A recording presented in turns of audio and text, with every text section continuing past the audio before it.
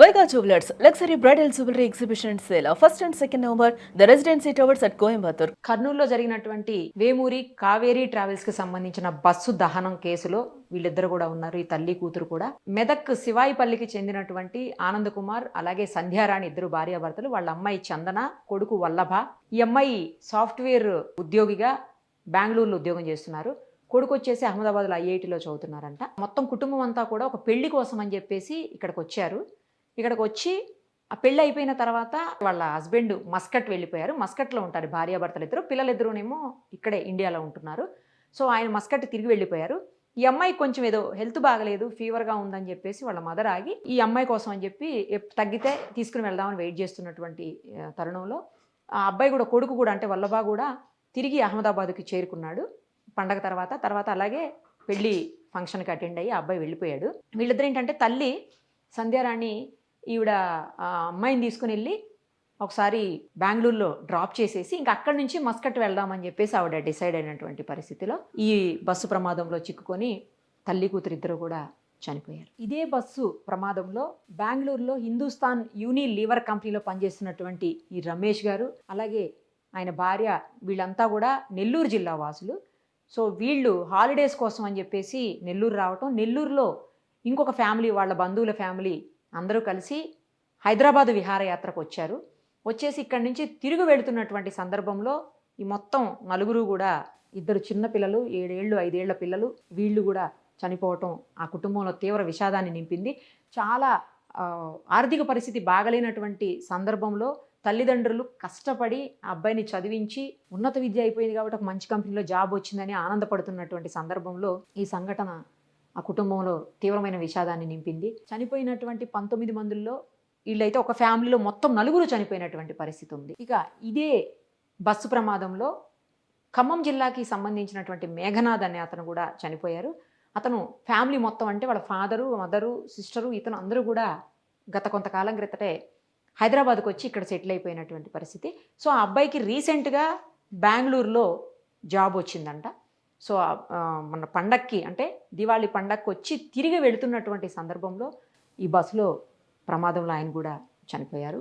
దాంతో కుటుంబంలో తీవ్ర విషాదం నెలకొన్నటువంటి పరిస్థితి. ఇక ఈ ఫోటోలో కనిపిస్తున్నటువంటి తల్లి కొడుకు, తల్లి ఫిలోమిన్ బేబీ, కొడుకు కిషోర్ కుమార్, వీళ్ళిద్దరూ కూడా ఈ కర్నూలు దగ్గర జరిగినటువంటి కావేరీ బస్సు ప్రమాదంలో చనిపోయారు. అయితే వీళ్ళిద్దరూ వీళ్ళ అల్లుడింటికి అంటే ఈమె కూతురింటికి వచ్చిపోతున్నారంట. వాళ్ళు కర్ణాటక యాక్చువల్లీ, వాళ్ళు హైదరాబాద్లో సెటిల్ అవడంతో పండగ సందర్భంగా వచ్చి 7 రోజుల క్రితమే వచ్చారట.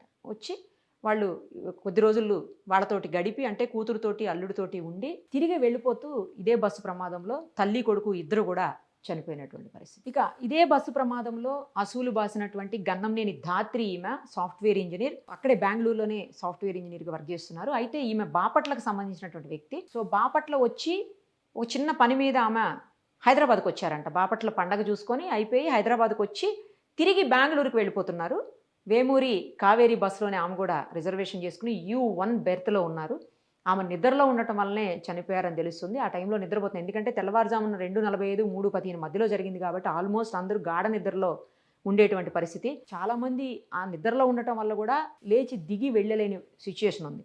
ఇంకొకటి ఏంటంటే ఆ సమయంలో కనుక ఇది స్లీపర్ కాకుండా సిట్టింగ్ బస్ అయి ఉంటే చాలామంది సేవ్ అయ్యేవాళ్ళని కూడా అంటున్నారు. ఎందుకంటే పైనుంచి దిగటం ఇదంతా ఒకేసారి వే అంతా పాత్ మొత్తం క్లోజ్ అయిపోవటం, అదే సిట్టింగ్ అయితే కొంచెం ఎక్కువ అవకాశం ఉండేది అని కూడా చాలామంది చెప్తున్నారు. ప్రత్యక్ష సాక్షులు కూడా అదే చెప్తా ఉన్నారు. సో ఈమె కూడా అదే బస్సులో దుర్మరణం పాలయ్యారు. ఇక్కడ మనకి ఫోటోలో కనిపిస్తున్న ఆమె అనూష, భువనగిరి జిల్లాకు సంబంధించినటువంటి వ్యక్తి. తండ్రి రైతు కుటుంబం నుంచి ఒక మంచి ఉద్యోగాన్ని ఆమె సాఫ్ట్వేర్ రంగంలో సంపాదించి బెంగళూరులో చేస్తున్నటువంటి పరిస్థితి. అక్క అమెరికాలో ఉంటే ఈమె సాఫ్ట్వేర్ ఎంప్లాయీగా ఇక్కడే ఉండి అంటే తల్లిదండ్రులకు దగ్గరగా ఉంటుందన్న ఉద్దేశంతో ఇక్కడే ఉన్నారని తెలుస్తుంది.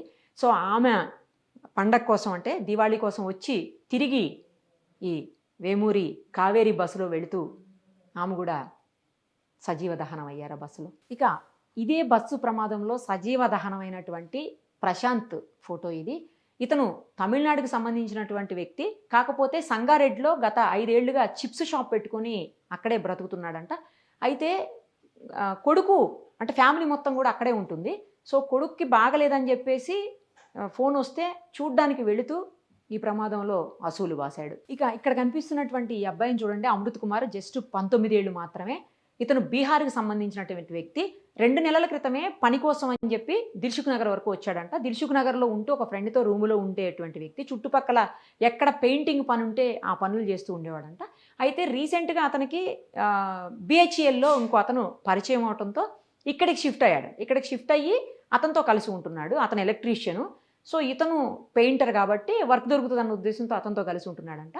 అయితే రీసెంట్గా అతనికి బెంగళూరులో పని దొరకటంతో, అంటే ఇతనే ఎవరైతే ఎలక్ట్రీషియన్ ఉన్నాడో అతను బెంగళూరులో పని దొరికిందని చెప్పి అతన్ని అక్కడికి వెళ్ళమని చెప్పాడంట. సో వెళుతున్న సందర్భంలో ఒక టికెట్ బుక్ చేసుకున్నాడు అతను.